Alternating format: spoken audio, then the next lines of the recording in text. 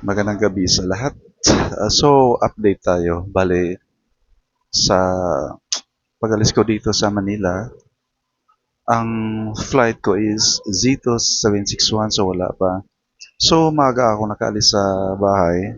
Mga 7 o'clock ako umalis. Then, dumating ako sa SM Mega Mall. Then, nag-taxi ako. From taxi, hinatid ako ng driver sa Terminal 4. Kasi ang sabi ko, sa domestic airport, AirAsia. So, dinala ako sa Terminal 4, which is hindi naman pala tama. Nung nagtanong ako sa guard, hindi daw sa Terminal 4 yung ticket ko. Sabi niya, sa Terminal 2 pa daw.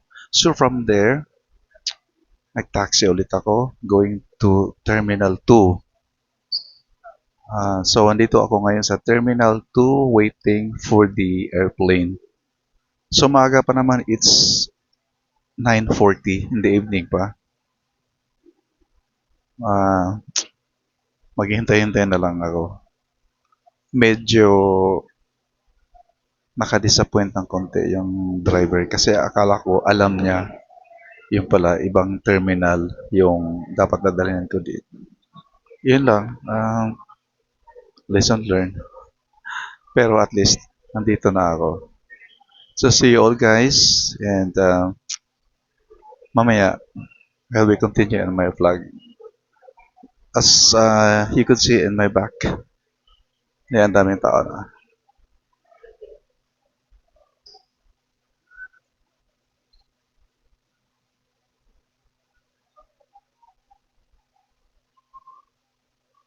They are all waiting for their flights, Cebu or Davao. Bye. So this is domestic airport dito sa Manila. Ay, dito sa loob.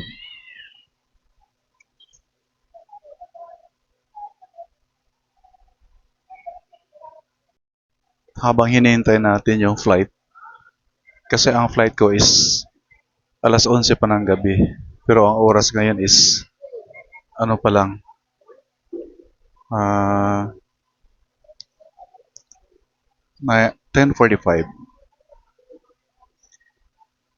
Maglilibot-libot muna tayo dito sa loob ng terminal. Kahit ganitong oras, ang dami palang umuwi dito. Papuntang Bacolod, Cebu, and Davao.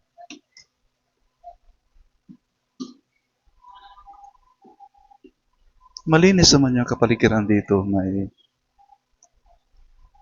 non-stop naman yung naglilinis. Yan si Kuya oh.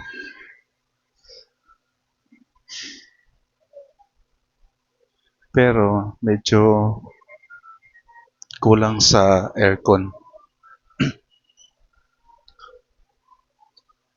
Hindi lahat ng aircon nakabukas. Kaya may part dito na medyo mainit.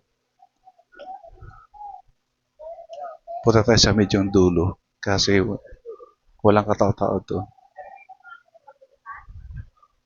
So again, this is domestic airport dito sa Terminal 2 dito sa Manila. Ayan. Ayan sa dulo, medyo walang katao-tao. Ayan o.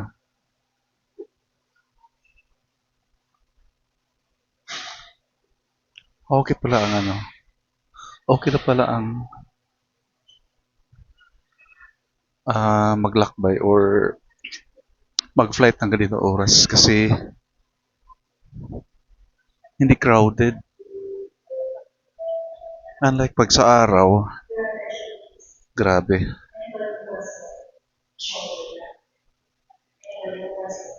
So, ang flight ko is alas 11 pa ng gabi and then nakakarating ako sa Cebu mga 1 a.m. And then 1 a.m. pagdating ko doon, hindi pa available ang Supercat or ferries going to Tagbilaran. Kasi ang open doon is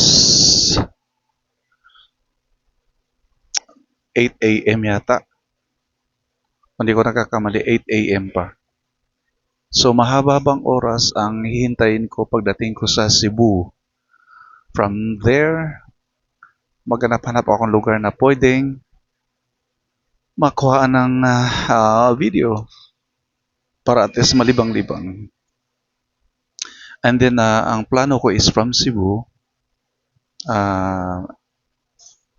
kagaya ng sinasabi ko, from Cebu mag-supercut ako or yung ferry.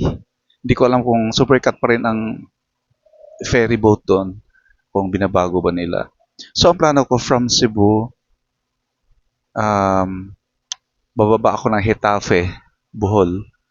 Kasi, yung Hetafe church nila doon ay isa sa mga ancestral church na maswerteng hindi nasisira ng lindol. Kasi yung Lubok and Baclayon Church ay talagang sirang-sira yung simbahan nila. So sana makakarating ako sa Hetafe ng maaga. Or tingnan natin. Our grand reunion ng Matias Family Pulinar Clan will be on May 11.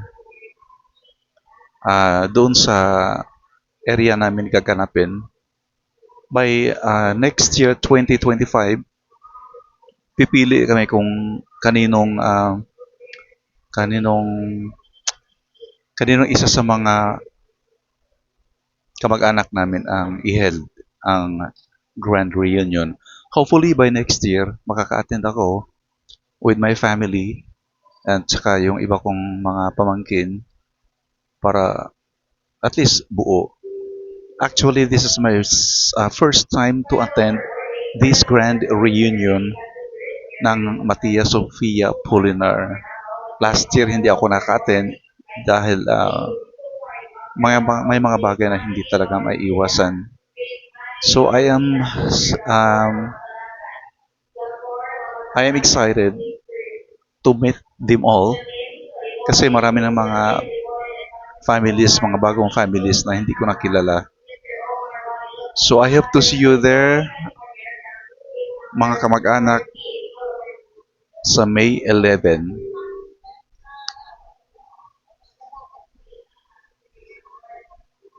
Yan, nagtatawag na sila ng mga passengers bound to Bacolod and Davao. But for my flight, again, sa 11 p.m. pa. Medyo matagal-tagal pa. Medyo malapit na rin pala kasi it's 10 na oras na. 10:45.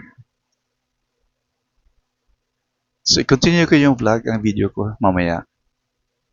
Bye guys.